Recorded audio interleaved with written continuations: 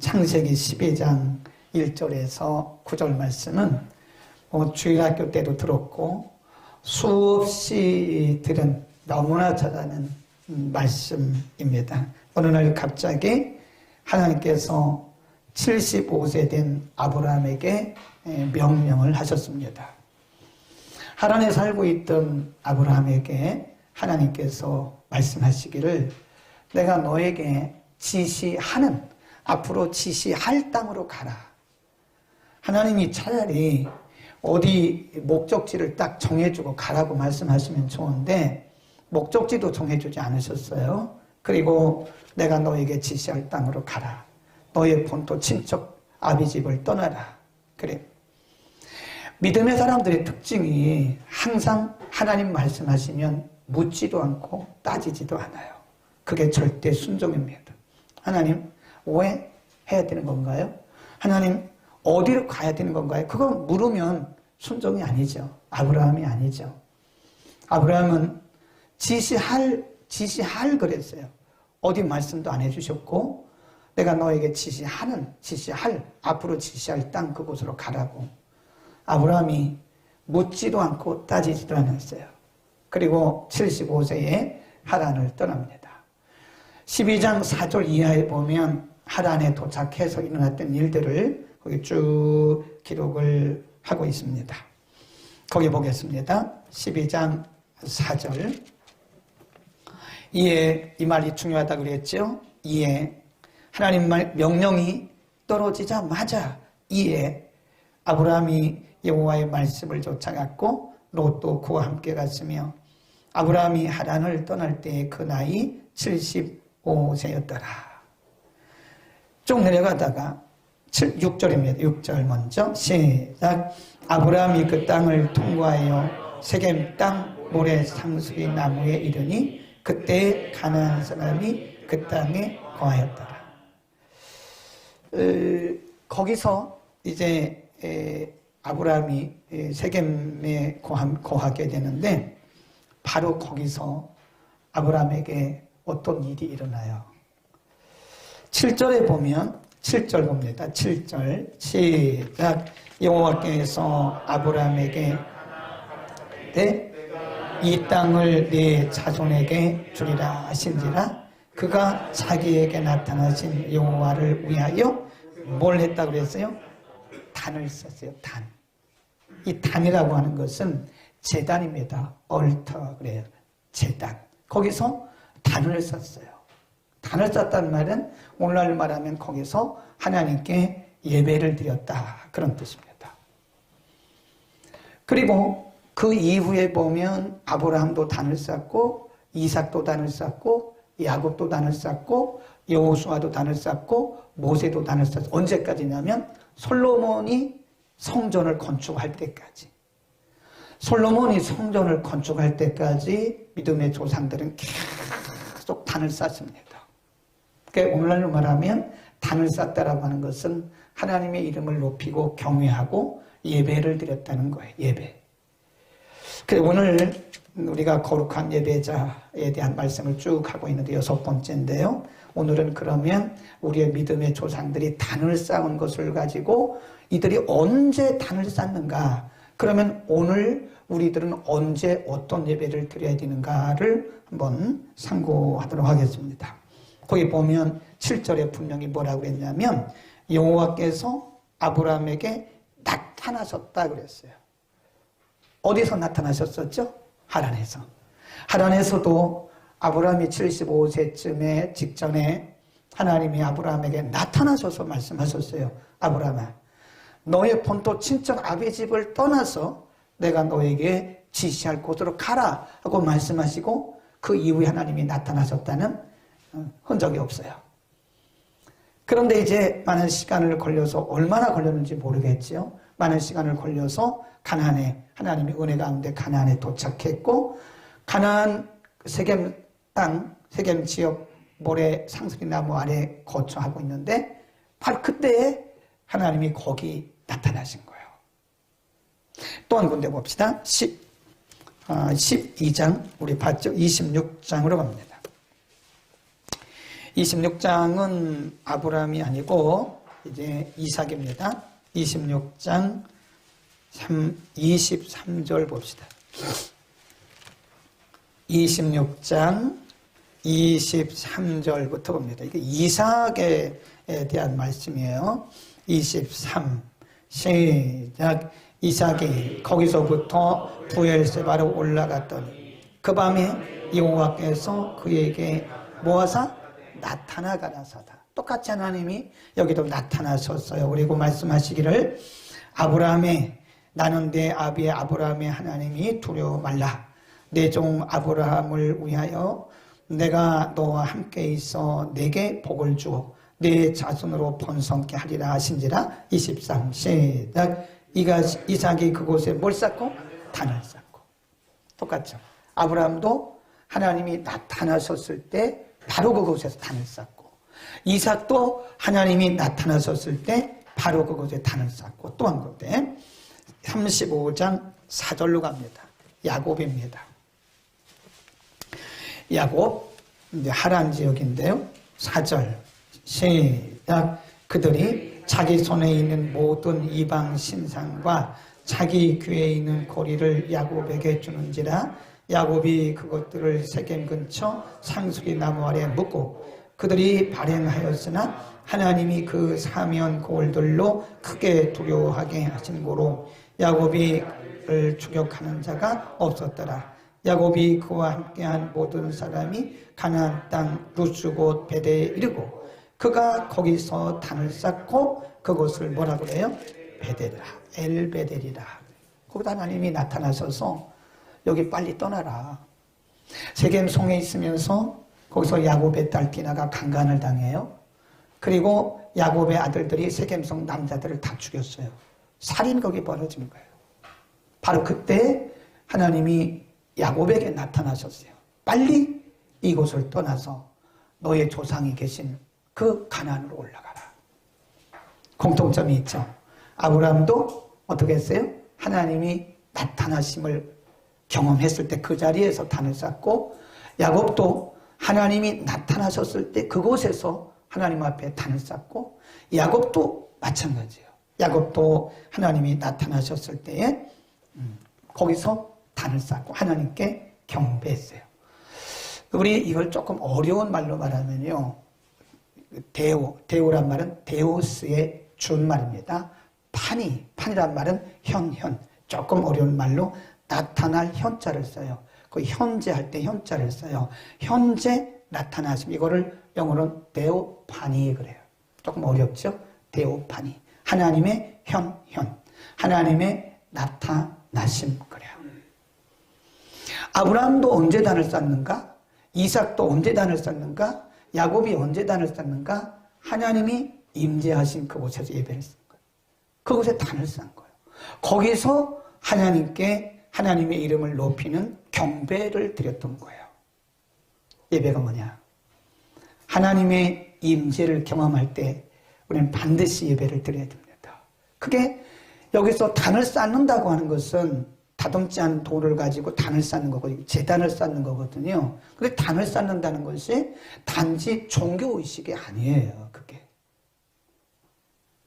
성전이 건축되기 전에 우리의 조상들은, 믿음의 조상들은 가는 곳마다 단을 쌓았어요. 근데 특별히 하나님의 임재를 경험하는 순간에 걸어가신 그 주님 앞에, 두려우신 하나님 앞에 경외하는 마음으로 하나님을 경외하는 표시로서 하나님 앞에 단을 쌓던 거예요. 그러니까 오늘날 우리가 언제 예배를 드리는가? 반드시 예배에는 하나님의 임재가 있어야 돼요. 하나님의 임재가 없는 예배는 예배가 아니라 그랬잖아요. 아무리 수만 명이 모이고 수십만 명이 모이고 멋진 오케스트라가 있고 찬양대가 있고 그래도 하나님의 임재가 없는 데오파니, 하나님의 현현, 하나님의 임재가 없는 예배는 참 예배가 아니에요. 그러면 우리가 어떤 마음을 가져야 되는 거예요? 하나님의 임재를 구하는 예배, 하나님의 임재를 경험할 때 하나님 앞에 온전한 예배를 우리가 드리기도 하고 드려야만 하는 것이다. 여러분, 우리가 우리의 삶의 현장에서 매일 예배를 드려야 돼요. 그러니까 코로나가 이제 발발하고 나서 교회에 모이지 못하는 것을 우리가 굉장히 슬퍼하고 그리고 참 우리가 우울하잖아요. 근데 사실은 이런 때는 이런 때라도 우리가 믿음으로 적응해 나가야 돼요. 반응을 해야 돼요. 우리가 있는 곳이 곧 예배 장소인 거예요. 가정에서 거기가 성전인 거예요. 예배당에 나오지 못하면 슬프죠, 물론. 저도 여러분을 못 보니까 괴롭죠. 그러나 또 다시 돌이켜 생각하면 우리가 예배드린 그곳이 하나님이 임재한 곳이고 그곳에서 하나님을 높여드리면 바로 그곳이 온전한 예배인 것을 믿기를 바랍니다. 하나님의 임재가 있을 때 여러분의 삶의 현장, 사업장에서 하나님의 임재를 경험하세요. 거기서 예배드리세요. 하나님을 거기서 높여드리세요. 예배라는 게 무슨 이렇게 순서만 있는 게 예배가 아니에요. 할렐루야, 하나님의 이름을 높이게, 할렐루야, 이게 예배라니까요. 하나님을 경외하는 거라니까요. 이런 예배를 우리가 세레모니얼 월십, 그래서 의식적인 예배라 그래요. 이런 예배도 필요하죠. 그러나 우리의 삶의 현장에서 살아계신 하나님의 임재를 경험하는 그 순간에 아브라함이 그랬듯이, 이삭이 그랬듯이, 야곱이 그랬듯이, 여호수아나 모세나 우리의 믿음의 조상들이 그랬듯이 우리의 삶의 현장에서 하나님의 임재를 경험하는 순간 우리는 모든 걸 다 중단하고 하나님 앞에 그분을 경외해야 된다 이겁니다. 아멘. 우리는 우리의 삶의 현장 가운데서 날마다 하나님의 임재를 경험하고 있어요. 우리가 감지를 못해서 그래요. 하나님이 언제 우리를 떠나신 적이 있어요? 오늘 새벽에 그분의 이름이 생각이 안 났는데 예배 끝나고 나니까 생각이 났어요. 폴리갑입니다. 폴리갑이 복음을 전하다가, 말씀을 전하다가 잡혔어요. 단도대에 그 목을 놓고 사람들이 말합니다. 폴리갑, 당신이 지금 예수를 믿지 않겠다고 부인하는 순간 당신은 자유할 수 있어요. 당신은 살아날 수 있어요. 그러나 당신이 끝까지 예수를 믿겠다고, 복음을 끝까지 믿겠다고 고집하는 순간 당신은 이 단도대에서 단칼에 당신의 목은 날아갈 것이요. 폴리갑, 당신에게 기회를 주었어. 3, 2, 1. 그때 폴리갑이 하는 얘기가 86세였거든요. 내 나이 86세까지 주님이 지금까지 한 번도 나를 부인하신 적이 없었어요. 아멘. 내가 태어나서부터 오늘에 이르기까지 나의 주님은 한 번도 나를 부인한 적이 없는데 내가 내 목숨이 두려워서 내가 그리스도를 부인할 수는 없어. 내 목을 치시오. 그리고 거기서 순교했어요. 그게 폴리갑입니다. 우리의 삶의 현장 가운데 살아계신 하나님이 한 번도 우리를 떠난 적이 없어요. 항상 우리의 삶의 현장에 계시는데 우리가 그분의 임재를 느끼지를 못해요. 그러니까 원망하고 불평하고 불신앙적인 그런 모습을 보이는 거예요. 그런데 우리의 눈이 밝아지면서 우리의 영적 감각이 살아나면서 우리는 하나님의 임재를 느끼기 시작하는 거예요. 아멘. 우리가 뭐 신기한 걸 보는 것만이 임재가 아니에요. 신기한 것을 듣는 것만이, 그리고 신비적인 경험만이 임재가 아닙니다. 우리의 삶의 현장에서 매 순간순간 그분이 우리의 삶에 개입해 주시고 간섭해 주시는 거예요. 어느 순간에 그분의 간섭하시는 손길이 보이는 순간이 있어요. 아멘. 어느 순간에 그분의 개입하시는 모습이 보이는 순간이 있어요. 바로 그때가 하나님이 내게 나타나 보이신, 물론 이전부터 계속 나타나 있었지만 그날 우리가 경험하는 바로 그 자리에서 우리는 어떻게 해야 돼요? 하나님의 이름을 높여야 되는 겁니다. 아멘.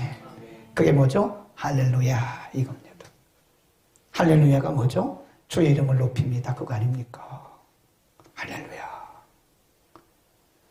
아브라함이 할렐루야를 외쳤던 것처럼, 단을 쌓고 할렐루야를 외쳤던 것처럼 이삭이 자기에게 나타나신 그 장소에서 야곱이, 모세가, 여호수아가 자신에게 나타나신 바로 그 장소에서 임재하신 거룩하신 하나님께 단을 쌓던 것처럼 우리의 삶의 현장에 개입하시는, 그리고 간섭하시는 그분을 우리가 경험할 때마다, 느낄 때마다, 때로 느끼지 못할지라도 우리는 하나님 앞에 예배를 드릴 수 있기를 축원합니다.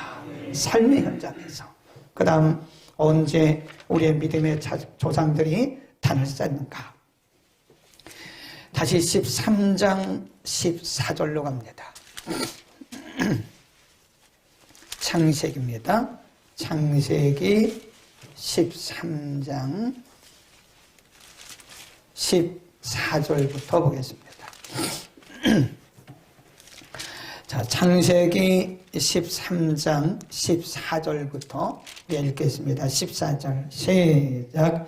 롯이 아브라함을 떠난 후에 여호와께서 아브라함에게 이르시되 너는 눈을 들어 있는 곳에서 동서남북을 바라보라. 보이는 땅을 내가 너와 내 자손에게 주리니 영원히 이르리라. 내가 내 자손으로 땅에 티끌 같게 하리니 사람이 땅에 티끌을 능히 셀 수 있을진데 내 자손도 세리라. 너는 일어나 그 땅을 종과 횡으로 행하여 보라. 내가 그것을 너에게 줄 것이다. 이에 아브라함이 막을 옮겨 헤브론에 있는 마물의 상수리 숲에 이르러 거하며 거기서 여호와를 주여. 뭘 썼대요? 단을 쌌어요. 거기서도. 아브라함과 조카 롯이 사는데 하나님이 얼마나 축복을 하시는지요. 함께 거할 수가 없는 거예요. 여러분에게 이런 축복이 임하기를 축원합니다.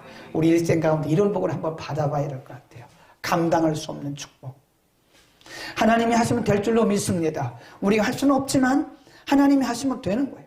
아브라함이 순종해서 이제 옮겨가는데 아브라함과 조카 롯이 같이 있을 수 없을 만큼 하나님이 가축의 복을 주시는 거예요. 그러니까 거기에 싸움이 일어나요. 아브라함과 조카 롯 사이에 싸움이 일어난 것이 아니라 그 목자들 간에 서로 분쟁이 생기는 거예요. 하루는 아브라함이 조카 롯을 불렀어요. 롯아, 너나 나나 골육인데 우리가 싸워서 되겠니? 그러니까 이제 우리가 이쯤에서 서로 헤어지자꾸나. 그 지혜인 거예요.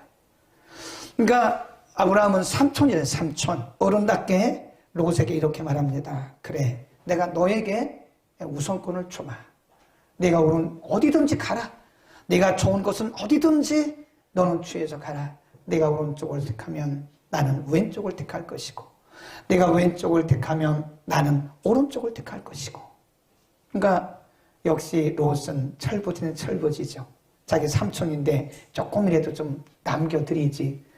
롯이 눈을 들어보니까 이 소돔 그쪽에 너무 물도 좋고 곡식도 많고 짐승 키우기에 좋아 보이는 거예요.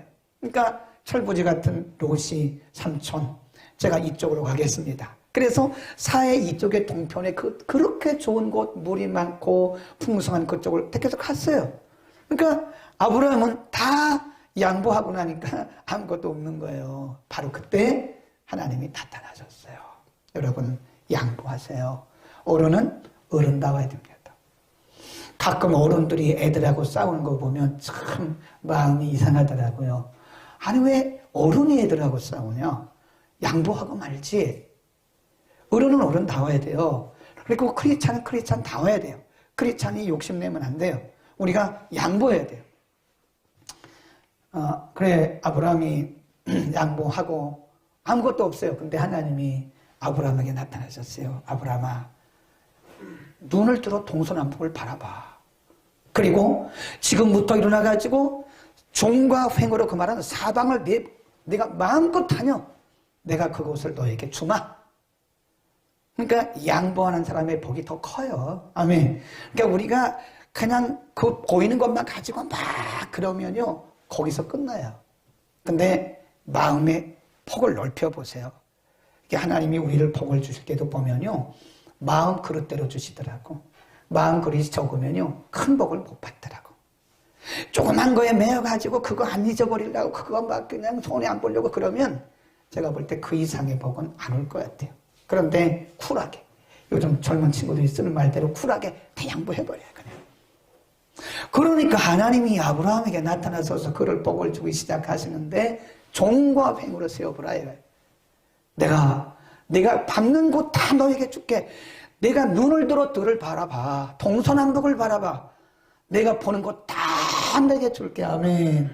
그때 바로 그때 하나님의 은혜와 복을 경험했어요. 그리고 아브라함이 거기서 그 하나님 앞에 예배를 드린 거예요. 아멘. 또 한 군데 한번 볼까요? 여호수아로 갑시다. 여호수아 8장에 가보면 7장 8장이 아이성 전투에 대한 말씀입니다. 여호수아가 믿음의 사람이기는 하지만 실수했어요. 실수. 판단을 잘못해가지고 실수를 합니다.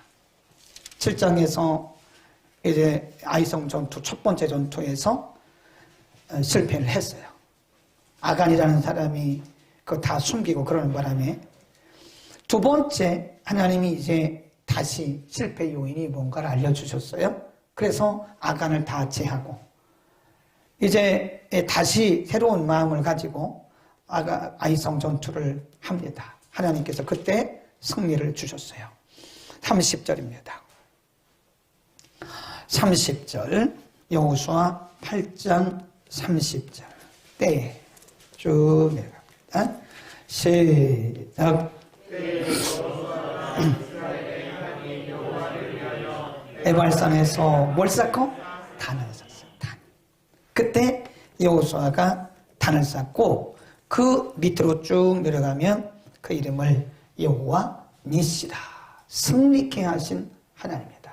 그러니까 보면 지금 다 찾지는 않았는데 이렇게 보면 우리의 믿음의 선조들이 언제 하나님 앞에 단을 쌓고 언제 하나님의 이름을 경배하고 경외했느냐.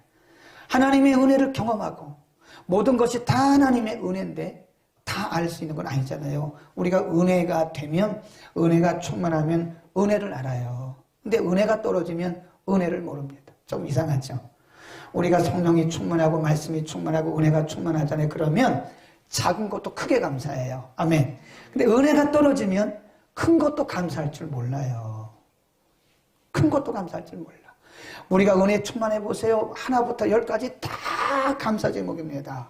근데 은혜가 떨어지면요, 감사 제목이 없어요. 그러니까 원망하고 불평하고 막 이러는 거예요. 짜증내고 이러는 거예요.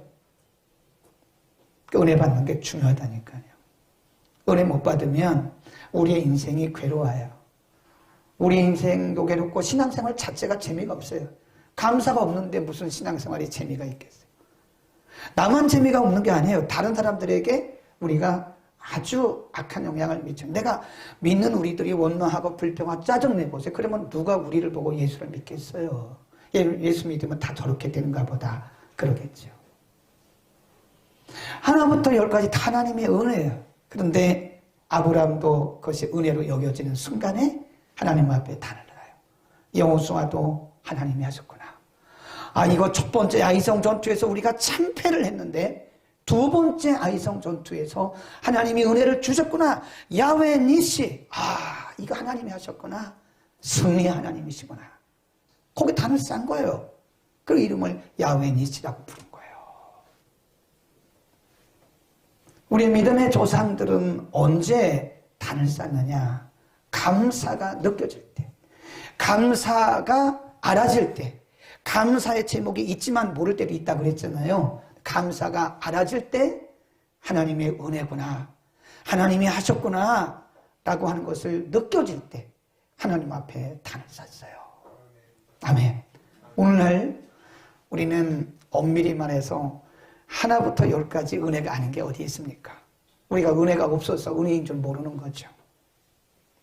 그렇죠? 우리가 믿음이 충만하고 성령이 충만하고 말씀이 충만하고 은혜가 충만해 보세요. 어떤 것 하나 하나님의 은혜가 아닌 것이 없습니다. 깨달아지는 순간 우리는 뭐 하죠?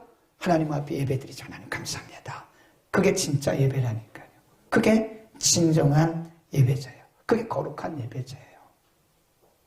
누가복음 17장에 보면 나병 환자 10명이 예수님에 대한 소문을 들었어요.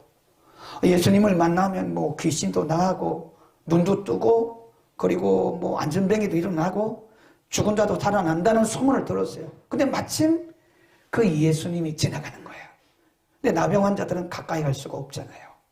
그러니까 멀리 서서 소리를 지르는 거예요. 얼마나 안타까웠으면 소리를 질러가면서 나병 환자들은 가까이 갈 수가 없잖아요. 가까이 접근할 수가 없잖아요. 그러니까 멀리 서서 나사렛 예수여 우리를 좀 불쌍히 여겨달라고. 근데 예수님은요 멀리 있든 가까이 있든 그게 문제가 아닙니다. 집에 있든 성전에 있든 그게 문제가 아니에요. 예수님은 우리에게 정말 간절한 마음이 있으면 받으십니다. 아멘. 그게 거리가 문제가 아니에요. 정말 간절한 마음이 있으면 받으세요. 예수님이 그렇게 막 울부짖는 나병 환자들 보시고 예수님이 말씀하시기를 가까이 가지도 않았어요. 안수하지도 않았어요. 귀신 쫓은 것도 아니에요. 뭐라고 말씀하시냐? 얘들아, 여러분이요. 모세가 명한 그 제물을 왜냐하면 가까이 올 수가 없으니까 멀리 있는 나병 환자들에게 모세가 명한 그 제물을 제사장에게 드리시오. 제사장에게 가서 모세가 명한 그 제물을 드리시오. 그러니까 얼마나 신이 났겠어요. 얼마나 신이 났겠어요. 그동안 사람들에게 멸시받고 절망적인 삶을 살았는데 예수님께서 근데 가까이 오라는 것도 아니고 그냥 저 있는 그 제사장에게 가가지고 예물만 드리라고 그러니까 얼마나 좋겠어요. 가다가 10명 몽땅 다 나음을 받았어요. 아멘. 간절함이 있으면 나을 수 있어요. 간절함이 문제. 거리가 문제가 아니에요. 간절한 마음이 있으니까 가다가 몽땅 다 10명 다. 그런데 문제는요. 10명 다 고침받았잖아요. 눈 다 떴잖아요. 뜨자마자 9명은 다 흩어져 다 자기 집으로 갔어요. 그리고 이방 사람 딱 한 사람. 아마 그 10명 중에 나병 환자들이 혈통이 다 달랐던가 봐요. 9명은 다 도망갔어요. 어디로 갔는지 없어요. 화장실 갈 때 하고 나올 때 하고 마음이 이 생각이 틀려지는 거예요. 아니 그렇게 간절하게 나사렛 예수여 우리를 불쌍히 여겨달라고 말했던 사람이 가다가 다 났는데 다 뿔뿔이 흩어지고 한 사람만 예수님께로 왔어요. 예수님이 슬프게 이런 말씀하셨어요. 9은 어디 갔냐? 우리 따라합시다. 슬픈 모습으로 9은 어디 갔냐? 자, 예수님이 10명이 다 와서 하나님께 감사하기를 그리고 구원받기를 원했던 거예요. 근데 9은 다 지갈 길로 가버렸어요. 뭐가 사라졌어요? 감사가 사라졌어요. 그리고 한 사람 와서 예수님의 무릎 앞에 엎드려 거기 보면 살해했단 말이에요. 그게 월십이에요. 그게 경배입니다. 그게 예배입니다. 단 한 사람은 예수님께 돌아와서 하나님께 영광을 돌리고 그러니까 예수님이 그 영혼을 구원하신 거예요. 9은 뭐예요? 나병만 고침받고 영혼 구원 못 받았어요. 병 고침받는다고 구원받는 건 절대 아닙니다. 병 고침받는 것과 구원받는 건 별개의 문제예요. 9명은 병고침은 받았지만 구원은 못 받았어요. 그러나 10명은 병고침도 받고 뭐도 받았어요? 구원도 받았어요. 아멘. 감사가 느껴질 때, 감사가 알아질 때 우리는 바로 거기서 하나님 앞에 하나님을 경외하고 하나님 앞에 예배를 드려야 되는 거예요. 제가 이 얘기를 왜 강조하냐. 제가 목회를 하면서 보니까요. 너무나 안타까운 9명의 나병 환자 같은 분들이 너무나 많아요. 퍼센테이지로 보면 여기 10명 중에 9명, 90%가 그런 거, 10%만 온 거예요. 퍼센테이지로 보면. 여러분 제가 지금 강조하고 있잖아요. 우리 가운데 하나님의 은혜가 아닌 게 어디 있어요. 그런데 우리가요 조금 잘 되잖아요. 네, 회사에서 승진하고 잘 나가고 또 사업이 날마다 번창하고 자녀들도 잘 되고 이러잖아요. 그러면 우리는 뭐예요? 하나님 앞에 엎드려 경배하고 예배드려야 돼요. 왜? 모두가 다 하나님의 은혜가 아니겠어요? 아멘. 하나님의 은혜잖아요. 그럴 때 우리는 하나님 앞에 엎드려 경배하고 하나님을 경외해야 되는데 제 경험상 이 모습이 맞아요. 이 모습이 맞습니다.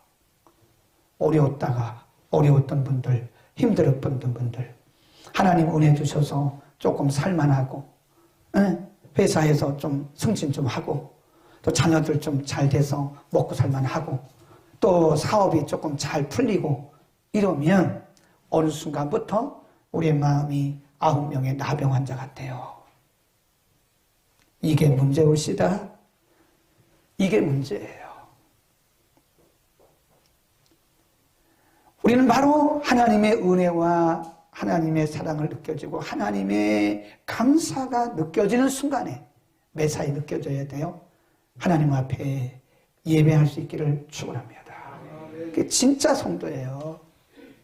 철없이 하나님의 은혜인지도 모르고 사업이 조금 잘 되니까 멀리 가고 회사에서 승진하고 좀 괜찮으니까 좀 멀리 가고 얼마나 하나님 앞에 죄송한 모습이에요. 그게 몰라도 그렇게 모르냐.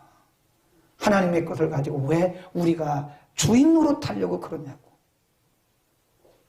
아멘. 우리는 하나님 앞에 단을 쌓기를 바랍니다. 언제? 매사에 감사하면서 감사가 느껴질 때마다 하나님 앞에 감사의 단을 쌓아야 돼요. 하나 더 해도 되겠죠? 네. 오 집사님 멀리서 오셔서 하나 더 듣고 가셔야지. 참 성경에 우리의 믿음의 선조들이 단을 쌓은 것을 보니까요. 다윗도 단을 쌓더라고. 다윗의 아들 솔로몬이 성전 건축했잖아요. 성전 건축하고 나서부터는 단을 쌓았다는 흔적이 별로 없어요. 있긴 있는데 간혹 나오고 거의 없어요. 다윗도 단을 쌓더라고요.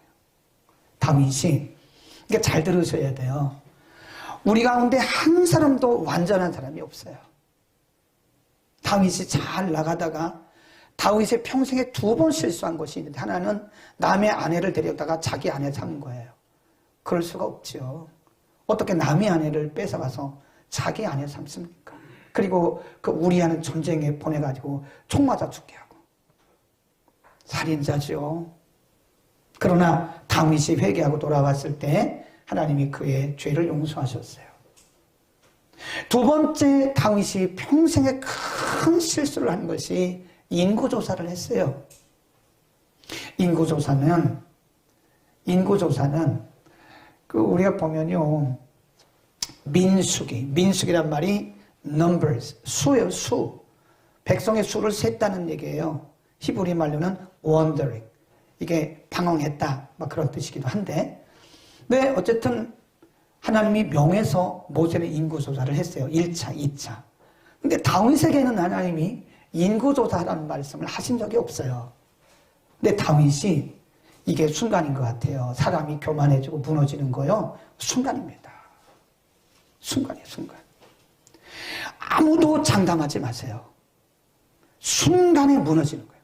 마귀가 우리를 무너뜨리려고 틈을 엿보고 있는데 순간에 이 마음을 확 집어넣은 거예요. 인구조사를 해요. 인구조사를 집에 가서 읽어보세요. 사무엘하 24장인데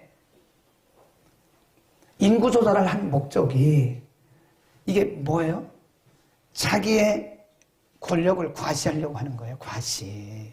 인구조사하는 게 뭐 잘못됐나요? 아니 우리나라 백성이 몇 명, 군인이 몇 명이고 뭐 남자가 몇 명, 여자가 몇 명, 그거 세는 게 뭐 잘못입니까? 그런데 다윗이 그런 인구조사한 게 아니에요. 자기의 군사력. 내가 거느리고 있는 군사력이 어느 정도 되느냐. 그리고 내가 거느리고 있는 부하가 몇 명이나 되냐. 아마 그런 걸 거예요. 그 인구조사 했어요. 하나님이 괘씸하게 여기셨어요. 그걸 성경에 보면 괘씸히 여기셨다 그래서 그렇게 안 해도 되는데. 어차피 하나님의 은혜잖아요. 아멘. 아니 어차피 하나님의 은혜잖아요. 저는 그때부터요. 사람 수를 안 셉니다. 지금 여기 몇 명 계신지 몰라요. 세면 셀 수 있죠. 뭘 못 세겠죠. 몇 명 되지도 않는데 안 세기로 작정을 했어요. 교회 오늘 몇 명이 왔나? 부교육자들이 그냥 보고해 준 것만 봤지 그거로 만족하지 않습니다. 전에는 거기에 굉장히 제가 집착했어요. 몇 명 왔나? 그 사람들 만나면 목사님들 교회는 몇 명 모여요? 이게 일이에요. 목사님들 만나면. 그게 얼마나 잘못인 줄 아세요? 몇 명 모이는 게 뭐 이렇게 중요합니까? 다윗이 순간적으로 그런 마음이 들었던 것 같아요. 인구조사를 한 거예요. 하나님의 종을 통해서 그거 하지 마세요. 근데요, 우리가 은혜가 충만하고 우리의 영성이 살아있을 때는요, 주의 종이 말하면 듣습니다. 그러니까 주의 종이 말했을 때 듣는 사람은 살아있는 사람이에요. 그런데 우리가 은혜가 떨어지고 영성이 무뎌지잖아요. 안 들어요. 그거 희한합니다. 안 듣습니다. 당신이 뭔데 그래요? 당신이나 잘하시오. 말은 않지만 그런 식이라니까. 이 다윗이 은혜가 충만할 때는 들었어요. 나단 선지자가 와가지고 우리 아이 안에 바세바를 뺏었잖아요. 그때 나단 선지자가 와가지고 직접 말한 것도 아니에요. 뭘 들었어요? 비유를 들었어요. 어떤 사람이 양이 100마리가 있는데 양 많은 사람이 옆에 있는 그 한 마리 있는 양을 빼앗아갔는데 그 잘했어요? 못했어요? 그러니까 누가 그런 나쁜 짓을 했냐고, 바로 당신이에요. 이런 말을 했잖아요. 그때 나단 선지자의 그 회개하는 그 말을 듣고 얼마나 다윗이 하나님 앞에 눈물 흘린지 아세요? 그때 기록한 것이 시편 51편이에요. 그때 눈물로 침상을 적시면서 기록한 것이 시편 51편입니다. 그런데 어쩐 일이에요, 지금은? 응? 하나님이 인구조사하는 다윗에게 선지자를 보내서 제발 이런 일 하지 마십시오. 하나님이 괘씸히 여기십니다. 모든 것이 다 하나님의 건데 왜 그거를 카운트하고 있습니까? 안 들어요. 은혜가 떨어지면 안 듣습니다. 여러분, 우리가 들을 수 있기를 바랍니다. 안 들린다는 것은 내가 지금 극도로 교만해져 있고요. 극도로 내 영적인 상태가 지금 적신호예요, 적신호. 안 듣는단 말은 그 적신호란 얘기예요. 안 듣습니다. 인구조사했어요. 하나님이 가시라고 하는 선견자를 보내셨어요. 이제 하나님께서 당신에게 재앙을 내릴 겁니다. 이런 재앙이 좋겠어요? 이런 재앙이 좋겠어요? 이런 재앙이 좋겠어요? 이 세 가지 중에 하나 고르시오. 재앙을 피할 수는 없어요. 이미 끝났으니까. 그러니까 우리가 들을 때 들어야지, 회개도요, 할 때 해야지. 회개 기간 놓쳐버리면 안 되더라고, 그게. 그만큼 대가를 지불해야 되더라고. 그거 잘 들으세요. 하나님이 기회를 주셨을 때 그 기회를 놓쳐버리면요, 그만큼 고생해야 돼요. 왜? 그러면 나 때문에 우리 백성들 다 죽으면 안 되니까 최소한의 재앙을 내리십시오. 그래서 이스라엘 때 하나님의 재앙이 막 내릴 때 하나님이 선지자 갓을 다시 보냈어요. 이제 깨달았느냐? 자, 그러면 여부수 족속 아나우라는 사람이 있는데, 아나우라는 사람이 있는데, 아나우나의 타작마당에 가서, 너 그 지역에 가서 그 타작마당에서 하나님 앞에 단을 쌓아라. 그게 무슨 단이죠? 회개의 단이에요. 회개의 단. 또 하나님 앞에 잘못한 거에 대해서 말로만 잘못했다고 하지 말고 회개의 단을 쌓아. 그래서 그때는 벌써 백성들이 많이 죽었어요. 수만 명이 죽었어요. 그때 다윗이 선견자 갓을 통해서 말씀해 주신 그곳, 여부수 사람이 소속하고 있는 아나우나라고 하는 사람이에요. 아나우나의 소유인 타작마당에 가서 거기서 단을 샀어요. 그게 바로 사무엘하 24장 25절입니다. 써놓으세요. 사무엘하 24장 25절. 이게 바로 다윗이 쌓은 단입니다. 여러분, 우리는 하나님 앞에 언제도 예배를 드려야 돼요? 회개의 예배. 우리가 그걸 회개의 예배라고 그래요. 하나님 앞에 회개할 때 예배 드려야 됩니다. 하나님 앞에 회개할 때 우리는 단을 쌓아야 돼요. 말로만 회개하지 말고요.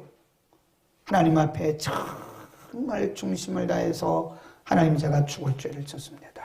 용서해 주십시오. 하나님 앞에 회개할 때 회개만 하지 말고 말로만 뉘우치는 것과 회개는 달라요. 뉘우치는 것은 결과가 없습니다. 그러나 진정한 회개는 결과가 있어요. 우리는 많은 경우에 뉘우치는 것을 회개라고 착각하고 살아가요. 뉘우치고 그게 회개라고 생각해요. 회개의 단을 쌓으시기 바랍니다. 하나님, 잘못했습니다. 하나님 앞에 회개의 단을 쌓고 회개의 예배를 드릴 때 하나님이 다윗의 그 단을 받으셨어요. 그리고 재앙을 거두신. 이제 됐다. 이제 됐다. 내가 이 재앙을 거둔다. 다윗왕 한 사람 때문에 수만 명이 죽게 되는 거 아니겠어요? 나 한 사람이 회개하지 못해서 많은 사람들이 고통을 당한다면 그럴 수도 있겠죠. 근데 우리는 회개 예배, 회개 단을 쌓을 수 있기를 축원합니다. 기도하겠습니다.